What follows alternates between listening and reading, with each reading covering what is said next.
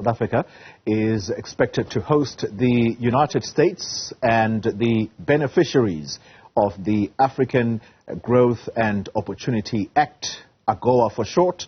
This is going to happen in November.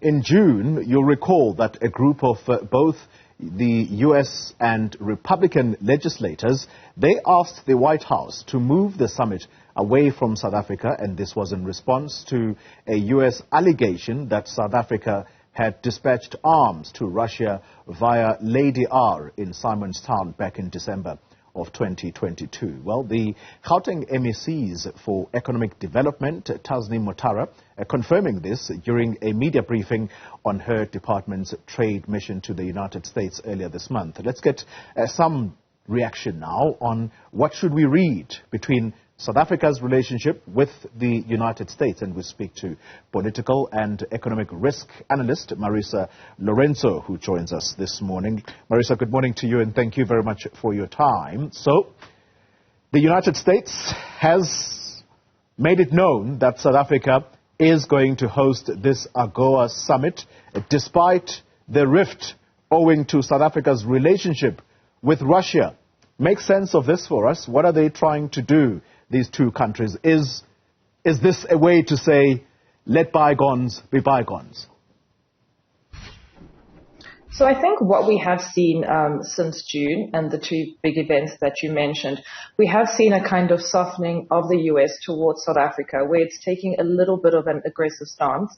I think that the U.S. has realized that it can't bully South Africa into coming down firmly on the side with the Russia-Ukraine conflict. And I think that the U.S. has also taken a closer look at South Africa's actions outside of the UN General Assembly votes on condemning Russia, which it's chosen to abstain from all 4 times. And what the U.S. has seen is that if you look quite closely, South Africa and actually most other African countries have shown, or they have demonstrated actually, that they would prefer that the conflict would end, mostly because it's causing a lot of food insecurity issues in many African countries that are reliant on grain imports, and also because it is affecting the price of oil, which is then impacting the price of fuel and causing rising costs of living. So I think the U.S. has definitely changed its approach.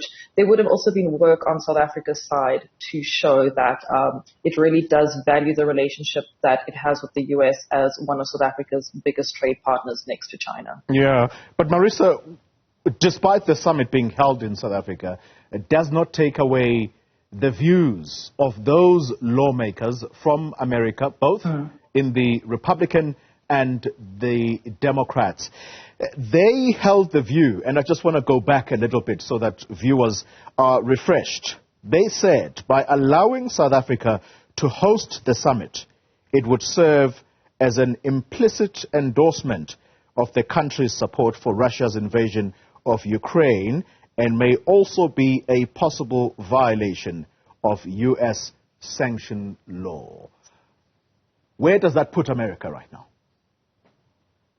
Yeah, so I think what we need to keep in mind is that this was a letter from 4 lawmakers. It doesn't represent the views of the U.S. government as a whole. And the U.S. government didn't necessarily respond to this to say that it was an agreement with that. This was quite a harsh view taken by these lawmakers. It's not grounded in fact. At the time, these lawmakers also based their letter on the fact that they believed that President Putin of Russia would actually be arriving in South Africa in person for the BRICS summit. And we can see that after this letter was released, we saw South Africa actually go to great lengths to make sure that Putin would attend virtually. We also saw during the BRICS summit, just before it kicked off in Joburg, we saw President Ramaphosa of South Africa actually addressing the nation and saying that South Africa is very committed, to global affairs in the way that it's not here to pick a side, it's here for a more cooperative world order. And I think that the statement was very important and quite a reassuring one. So I think that the circumstances that did lead these lawmakers to write this letter, I think that South Africa was able to deal with that quite well and able to actually show that this letter was kind of hinged on a very extreme circumstance. It was hinged on the kind of presumption that South Africa's abstention from the UNGA vote was a vote of support, which it's not. It's an abstention. And then it was based on the idea that Putin would actually land in South Africa, which of course would have been a problem for South Africa, and which we thankfully did manage to avoid. Yeah. We're going to talk about the benefits that come with AGOA for African countries in a moment. But one more question around the U.S.-South Africa relationship. It's no secret, Marisa, that South Africa suffered great harm on the back of the allegations that were made by the U.S. ambassador to South Africa, Ruben Brigitte, that we had dispatched arms to Russia. An inquiry has since been held, and there has been no evidence of such, and a report in that regard, albeit a short media statement to basically say that the Commission found no evidence to support these claims. South Africa has been cleared. Is this America's way of saying sorry for what we did?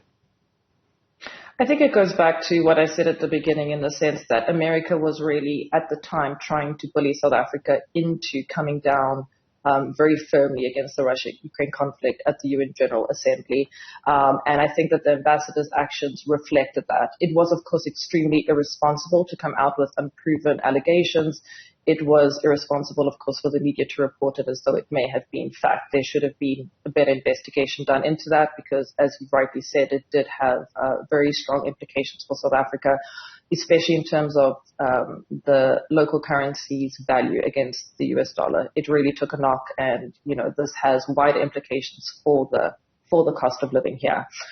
So I think that that kind of approach was reflective, yes, of the US's more aggressive stance. It has since softened that approach. I don't see this really as an apology. I don't think that in politics we have that kind of sentiment or that kind of behavior. But I think that South Africa and the US have both realized that if the summit, which it had been agreed on for a long time, had to not be held in Johannesburg, it would have been seen as though the US is still very deeply upset with South Africa, as though South Africa had done something wrong.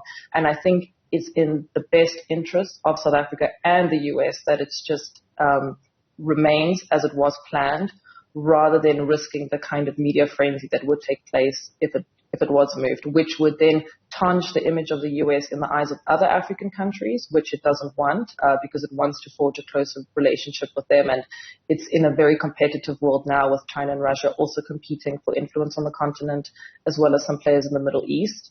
And then, of course, for South Africa, it would realize that market sentiment towards it would look very, very negative. So I think it's in the best interest of both that they decided to leave it where it is, and they are both aware of that. More than 30 African countries benefit from AGOA, and in essence, this allows them duty-free access for some exports to the United States. So that suggests that these 30 African countries are going to be here in South Africa, represented when this summit does take place in November. But doubling up will be the U.S. representatives who will also be here because they effectively are the hosts. Does this cement the view that South Africa remains the gateway to Africa? In a way, yes. And South Africa has held this position for a long time just by virtue of the fact that it is the most advanced economy in Africa. I think we have also recently seen Ramaphosa try to take a stance where he does speak for issues that don't just affect South Africa, but that affect Africa more widely. So this, of course, happened when he organized a delegation to try to, this was in June, to try to attempt to engage with the Ukrainian and Russian governments about the Russia-Ukraine conflict. We've also seen recently he's made statements about Africa's climate change agenda and how African governments shouldn't have to bear the brunt of the responsibility towards using renewable energies and moving away from fossil fuels. So I think that South Africa still does have a very important role to play on the continent. Its influence is still quite widespread, and at the end of the day, it is the entry point to which many companies come through the African continent, just again because of it being the most advanced economy, having a well-developed banking sector. Its regulations are relatively clear and straightforward. That position is not one that I would believe would be going to change anytime soon going forward. Yeah. Let's talk about AGOA, because some people will be keen to know What is this African Opportunity and Growth Initiative by the United States? Talk to us about the benefits that accrue to African countries for being part of AGOA. Sure. So AGOA is something that has been in place for decades now. And what it really is trying to do is trying to facilitate African exports to the United States to the effect where African governments that are part of the agreement don't have to pay tariffs. And why this benefits them a lot is that effectively they get to send off some of their goods, some of their exports, and they don't have to pay excess fees on that, which then of course helps their budgets, because a lot of these economies are developed, and having to pay those extra tariffs would weigh heavily on them to the point where, yes, they benefit from importing goods, but through AGOA they can benefit a lot more. They're able to rake in a lot more revenue than they would without it. South Africa is kind of the anomaly in AGOA. Its economy is quite advanced for it. Of course, it's a huge benefit for us, and it's provided many, many benefits over the years. But effectively, it's designed for more underdeveloped economies to not have to have the higher burden of paying border tariffs and duties and all of that typically comes with imports. And then, of course, it helps the U.S. to get better trade volumes and have a better relationship with these African countries that fall under this agreement. Yeah.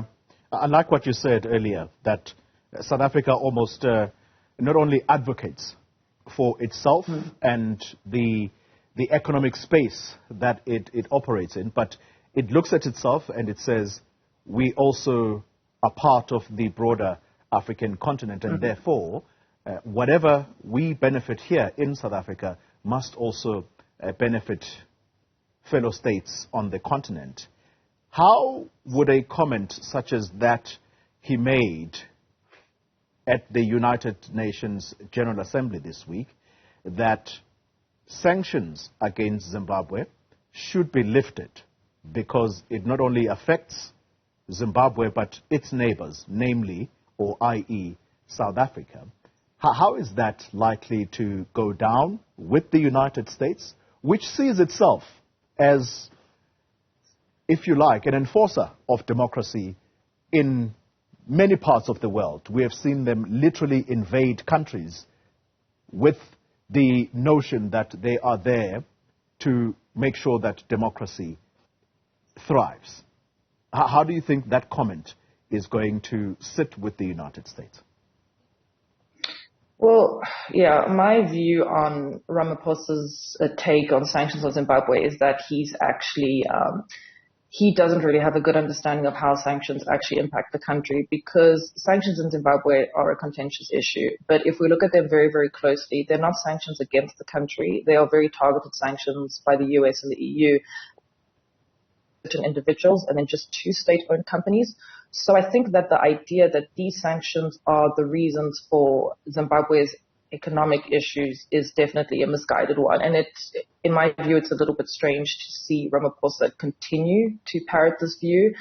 It's not the first time that he said things like this. But yeah, it doesn't really make sense. I think that sanctions are definitely an excuse that the Zimbabwe, the ZANU-PF administration does hide behind to an extent. Zimbabwe's economic issues are caused by domestic problems, domestic governance problems. They're not the result of sanctions. Ramaphosa then saying this when one of the countries that does impose sanctions is the US, it's not really going to sit well. I think it does worry the US to the point where, it doesn't want to, it's trying to nurture a relationship with other African countries. It doesn't like this sort of criticism. But I don't think that this is one of the main issues between South Africa and the US at all. I don't think it's one of their big disagreements. And we've also had some people from the UN also mention that they do believe that sanctions should be lifted. So Ramaphosa is not alone on this, even if I disagree with it and other people disagree with it. So I wouldn't say it's one of the bigger issues. And the US will mostly rather be focused on the trade agreements that it has in South Africa and, fighting, I think, China's influence in South Africa, which, is almost on par with the US in terms of trade. Marisa Lourenco, let me thank you very much for your time. She is someone who is very well versed on the issues around the world, and That's the view. I'd like to get your thoughts on this. You're welcome to talk to us via our social media platforms.